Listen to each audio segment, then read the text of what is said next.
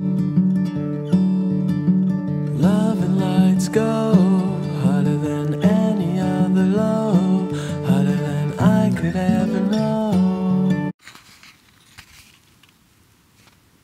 Sophomore year, Miss Mills, an English teacher rumored to be an ex-nun, taught us all about pathetic fallacy. If a character in literature is feeling a particular emotion acutely, the inanimate surroundings, weather, landscape, stuff like that, tend to accentuate that mood. Thus armed to work as a literary editor, I checked the weather when I stepped outside for the bus, knowing it would tell me how Friday's calc test would turn out. Skies were gray, but it wasn't raining. I figured maybe C or C+. I began to trudge up the hill, only to speed my pace up to a bleary shuffle. Adam's tall, thin shape was half a block ahead of me. I tried not to run so I wouldn't be too obvious. "Adam? Pant, pant, I didn't see you." "Adam?" I called out, 10 paces behind him. Adam turned around and looked at me quizzically. It wasn't Adam, it was Frank Whitelaw. At that very moment, the clouds broke. Frank Whitelaw took a full 3 seconds to look up at the sky and then back at me. If it were anyone else, it would be a masterpiece of deadpan timing. With Frank Whitelaw, you knew that 3 seconds was top neural synapse speed. I'm not sure if that biological term is correct, because, as you know, I cut biology all the time because I'm an academic flaky failure. Frank Whitelaw was on the stage crew, and I always suspected that some heavy prop had fallen on his head. Natasha's theory was heavy drug use, and Kate's had to do with his last name. She said anything that sounded so much like neo-Nazism was probably the result of inbreeding. He opened his backpack and took out an umbrella. Held it up over the both of us. It was like being protected by a big, friendly ape. Outside, the monsoon raged and dribbled. We struggled up the hill. I was still dripping from the downpour of pathetic fallacy when I got my 13. At first, I didn't know what it meant. A circle number 13 at the top of my paper. 13th place? There were about 45 students in the class. Then slowly, the carbonation of truth burped up into the front of my brain. 13 out of 100. 13%.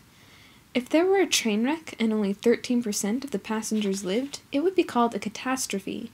I glanced down the paper and saw the red checks that pointed out tiny bits of correctly attempted equations, like survivors in the mud, thrashing around amidst the inked X's of the bridge that, ill-conceived and badly constructed, had fallen at the first testing. Baker's explanations of the more difficult problems, meaning there were some that were actually supposed to be easy, blurred by me like ambulance chasers as I sat gaping at the wreckage. Did they have good English literature programs at community junior college? There I would be, living at home while my friends wrote cheery letters from ivy-covered libraries filled with creaky first editions. "Dear Flannery, having a wonderful time. You would really love it here. Too bad about that calc test." Given that he didn't call yesterday and that he isn't even in my calc class, there's no reason why I should have felt Adam's hand on my shoulder, strong and comforting. But I did. It was only when I turned around that I discovered it was Mr. Baker. "Hey," he said gruffly. "Don't worry, it's only the first test." I looked around. Sometime in my days, class had been let go. I don't think it's that you didn't know the material. You just panicked. You know what you did wrong?" I let him answer his own question because the only answer I could think of was, think up short story ideas every single day during class. "You didn't follow Baker's rule," he said. What was he talking about? I looked down at my book. It was covered. "You want to hear Baker's rule?" he asked with what he must have thought was a winning smile. I'm sure I had on a losing frown myself. I was too numb with failure to think of all these word plays, but I could have thought of them, so I've written them in now. Baker's rule is do something. Never just stare at a problem that you think you can't solve. Do something. And this doesn't just apply to calculus, believe me. He patted my head a little too hard. "Okay, Flannery?" "Okay," I said. "Thanks so much, Mr. Baker. I feel so much better now. Do something.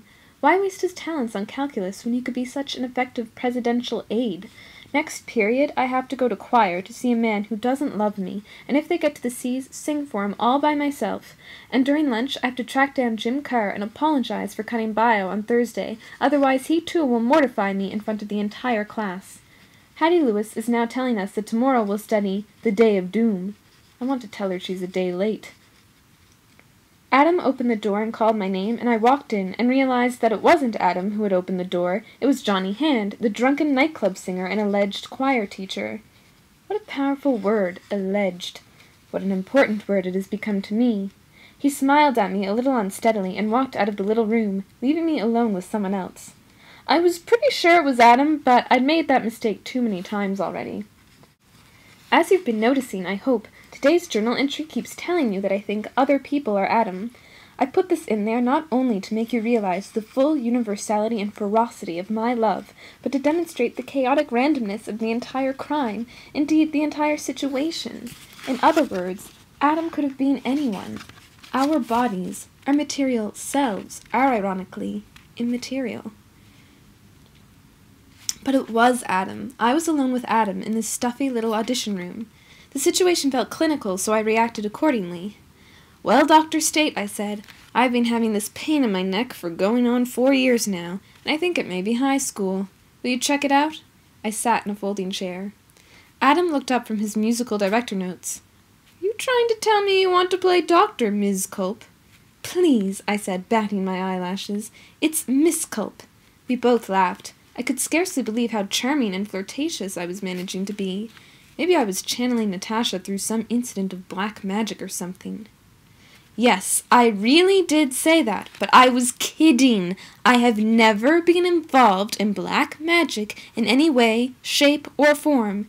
Please write your senator. More on this later." "I was happy to see your name next on the list," Adam said. "If I heard one more tone-deaf alto, I was going to lose my mind." The spirit of Natasha was exercised in one swift blow. I said, not quite as witty and alluring. I'm a tone-deaf alto myself." Adam winced. "Oh," he said, "well, I didn't mean, some of my best friends are tone-deaf altos. Alti, rather." He grinned sheepishly at me. "Do I need to sing in front of you?" "Are you really a tone-deaf alto?" "I'm afraid so. Robert doesn't think that running the literary magazine or being in plays fulfills the creative arts requirement, so I have to do something."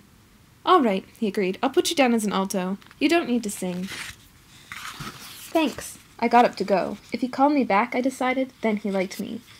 "Don't go yet," he said, reviving my faith in a divine being. "And no, Mrs. State, not Beelzebub. Let's pretend I'm auditioning you. I need some kind of break from the parade of alleged singers. Just talk to me for a minute." "Okay." I sat back down in the folding chair. "What should we talk about?" "Let's talk about that kooky dinner party. I had a great time. Do you guys do that often?" "Kooky!" I could hear Kate screech in my head.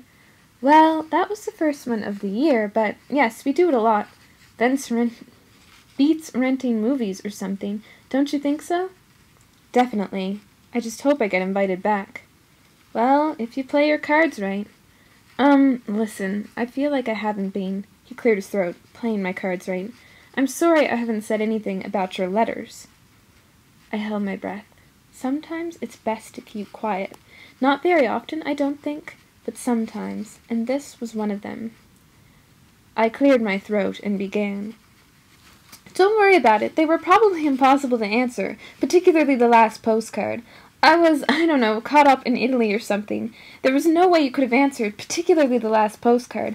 I'm sorry, summer can be so strange. It removes all context or something. It's like being in a vacuum. I just wrote you, that's all. I've been trying to apologize for it for a while, but I didn't. But I will now. Apologize it is, particularly for the last postcard. I know that you haven't known what to make of the letters, and I'm grateful that you haven't told my friends that it's been me writing them, but you needn't worry about them, particularly the last postcard. I'll just pretend that I never wrote to you, and you can just pretend that you never received them, particularly the last postcard. I mean, we can still be friends, or acquaintances, or whatever we are, dinner partners, but we can just pretend all that Chianti-laced, wide-eyed correspondence never happened, particularly the last postcard. When I go to see a play and somebody makes a speech that lengthy, I'm embarrassed, and it's a play. People are supposed to be making speeches that lengthy in a play. This isn't a play. What postcard? I didn't get any postcard, he said. I just got 2 letters, very nice letters, and I wanted to thank you for them. Oh, I said. Did you send me a postcard too? He stood up and walked over to me. In another world, I could have just leaned in and kissed him. Perhaps it would have made a difference. I could have moved fast. Instead, I just thought fast. I don't know, I said. I thought I did, but I wrote so many postcards. I didn't tell anybody you wrote them, he said. because I thought that people would think they were love letters. He moved his hand slightly, palms up, in a gesture that meant I don't know what. I thought maybe they were love letters. Now it was his turn to kiss me, don't you think? I thought that maybe they were love letters. Distantly, a sound of warm violins. He steps closer. Slight swelling. Of the music, of course. And then a kiss. It didn't happen. I couldn't stand it. I thought that maybe they were love letters, and then nothing. Maybe they were, I said, and I stood up myself and left the room. I wanted to slam the door, but it was one of those public school doors that just wheezed closed. Swish! The rest of the choir looked up at me for a second. Next! I called offhandedly, and strode out the door.